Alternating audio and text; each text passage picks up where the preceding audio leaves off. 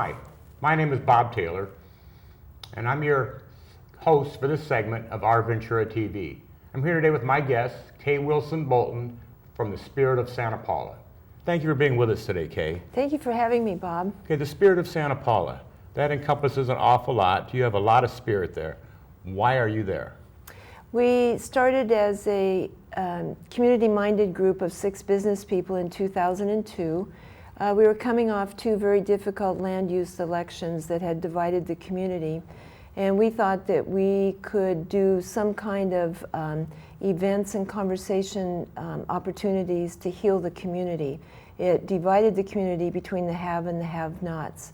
And so that was back in 2002, and 6 business people formed a nonprofit corporation and came together to do good things for the community. So originally you came just as more of an advocate for good communications throughout the city. Initially, yes. And bringing the two, quote unquote, the haves and have-nots together to discuss the issues and make sure Santa Paula was in a good place together and having the pride of Santa Paula in itself. Right, and we wanted to make sure that the groups had appreciation for each other and that we could work together on common issues. Okay, so fast forward a few years, that's changed just a little bit. It did change. We didn't see it coming, but as a chaplain, I was on a call one morning. It was Christmas Eve morning, 2008. We found a homeless man dead in one of our churches. And from that came, just as God does things, just an opportunity to see things differently and to look for opportunities to serve a segment of our community that I didn't even know existed. And so Christmas Day was the next day, and then the next day was a business day, Friday, and I met with Kate Mills and Carol Shulkin and Kathy Brudnicki, all leaders and advocates in the homeless issues for Ventura County. And we wanted to do a shelter. We realized it was just too hard, too short notice. The zoning is never correct, and you need a lot of permits to do that. So we decided a hot meal would be a next best step. And so you did a hot meal, and curious to today. I mean, since that time, things are a little different today than they were back then when you're just fighting for one hot meal. They are different. We started with 57 people, and I clearly remember that night. It was very drizzly and very cold in that year. I don't want to interrupt. 57 volunteers, 57 homeless, 57... Good question. To initiate the Many Meals program, I emailed about 20 of my friends and asked them if they would prepare an extra dish alongside their family's dish and bring it to our first Many Meals, which was 2 weeks later.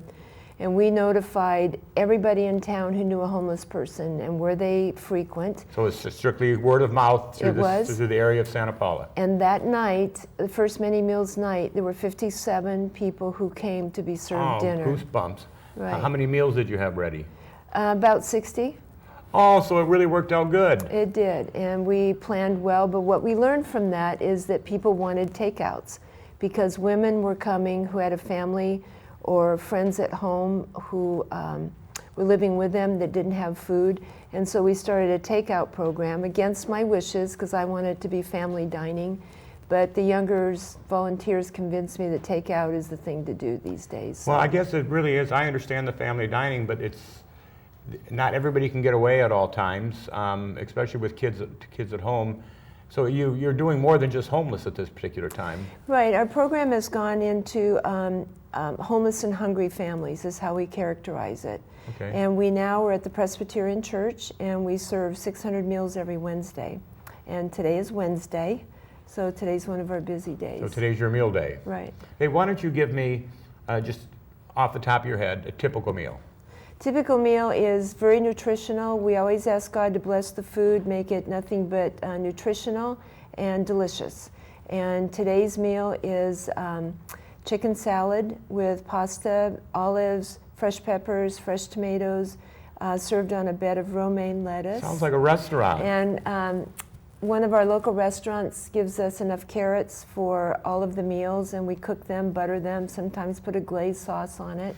We're having coleslaw with raisins, pineapple, and sesame dressing, and then rolls and butter, of course. Just had lunch and you're making me hungry. Yeah. Okay, so how many people are you feeding tonight?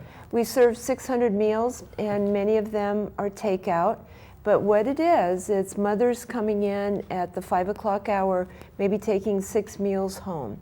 And I know they divide the meals and it'll make 2 meals for kids for the next day, but that way the family gets to eat together. Right. Many homeless people come up from the river and will have dinner there and take meals home. We have 2 families of 4 generations who come. We do have family dining now, which I love. Plus we have a food pantry where we distribute what we get from Food Share, the local food bank, and it's always something fresh. Fresh tomatoes, onions, carrots, oranges, peppers, strawberries when they're in season. It's a full-blown food bank. I look at Santa Paula, and I think of Santa Paula as a small city.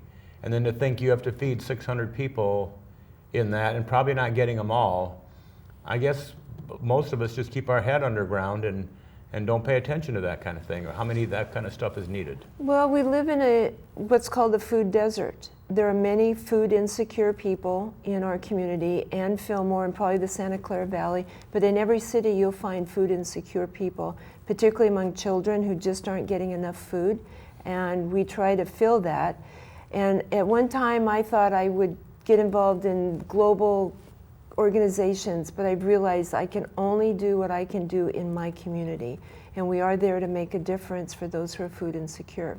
And we are initiating dialogue with the school district so that we can pick up unused, it's called unserved food. Unserved food at the end of the day. Yes, there's a little bit of nice lingo that goes with this. And the Public Health Department for the County of Ventura is initiating a program to stop food waste going into the landfill.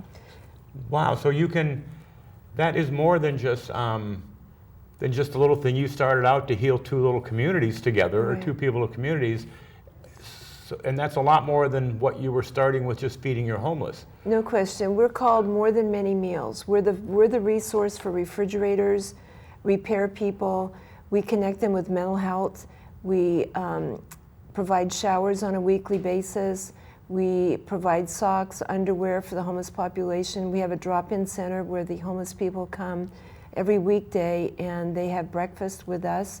And there's 15 to 30 people every day who come in and get a meal so that they can start the day. Mental health is on call. Clinicians will come out and talk to them. We get them into doctor's appointments. This morning we're working with California Rural Legal Assistance for somebody who didn't get his Social Security benefits the way he should have. He's now homeless, lost his housing. We're much more than many meals, but we try and deal with one person at a time because at one point in all of our lives we are a one. Yes, yes, and without people like you, Kay, and the people you work with doing those kind of things, I'm just not sure where the rest of the world would be. Now, you're homeless. I do know at one time churches were allowing people at nighttime. Are they still allowing that up in Santa Paula? Not in Santa Paula. We had 3 years grace with 2 churches for the winter shelter, but that is a very challenging task.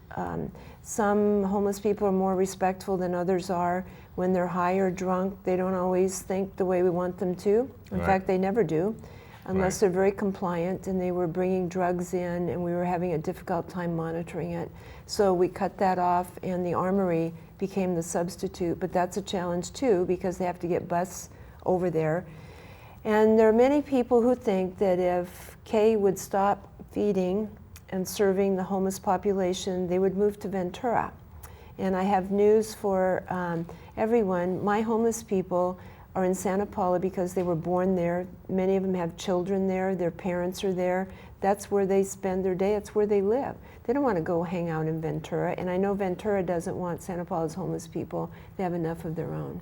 I do know, okay, that that attitude, although I kind of hang my head with it, it really doesn't surprise me at all.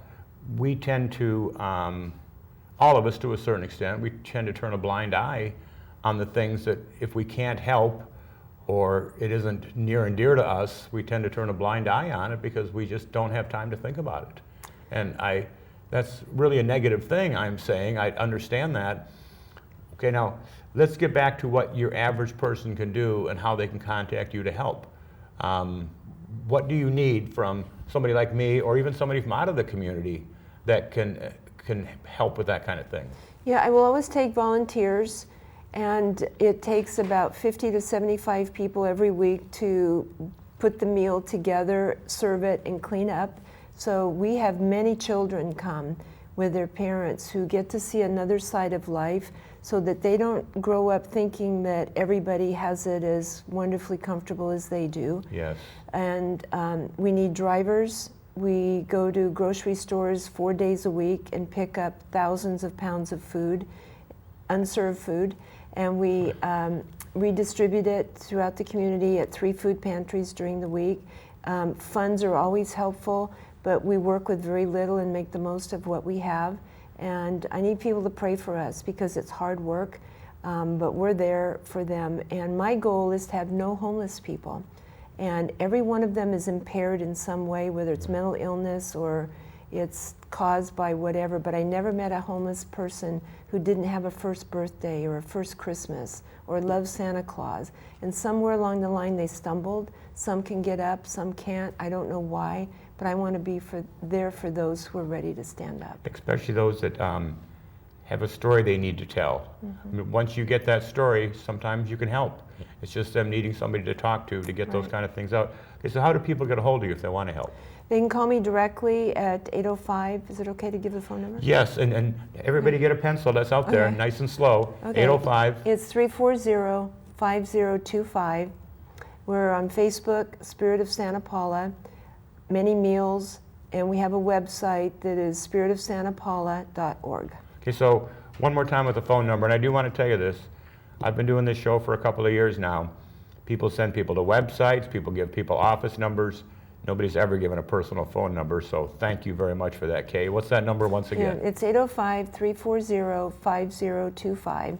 And there's another message that goes with it, but it does identify Spirit of Santa Paula, so they know they have the right number. So if somebody could call in and say, okay, I got 2 hours on Wednesday night, I want to come by it and help in any way that I can, and you could use them for that 2 hours in one way or another. Yes. And I think bringing teenage kids or bringing school kids, anything like that to help serve is a wonderful thing. I knew a gentleman that had 3 kids, and he brought them up that every Christmas they would go spend the night with some homeless in the LA area. Oh, wow. So they would do that Christmas Eve and spend the night, and all the kids would take one toy for a child or somebody their age, and they're still doing that to this day, and that was 20 years ago. Good. And it's just such a great way, in a small way, really, when you think about the whole year that we have, to actually pay attention to somebody else and do something good for them.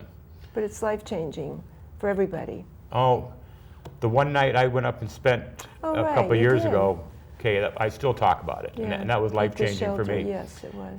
You know, we have a little bit less than a minute left, Kay. Is there anything we didn't touch on that you would like people here to know? What I'd like people to just consider is that in some way we're all touched by homelessness, whether it's a family member, son or daughter of a friend, distant relative, somebody who was once your neighbor maybe, and just look at it a little kinder. I don't like their drunkenness, I don't like their drug habits, I don't like the mess they make, but somebody somewhere gave birth to that person. And they weren't always like this, and yes, they have a story. And if we were just a little kinder and looked for positive ways to make difference in people's lives, we all would, and our communities will be much better for it. Thank you for being with us today, Kay. Okay, thank you, Bob. Well, my name is Bob Taylor. I've been your host for this segment of Our Ventura TV. I've been here today with my guest, Kay Wilson-Bolton. The subject has been the Spirit of Santa Paula. Until next time, thank you all very much.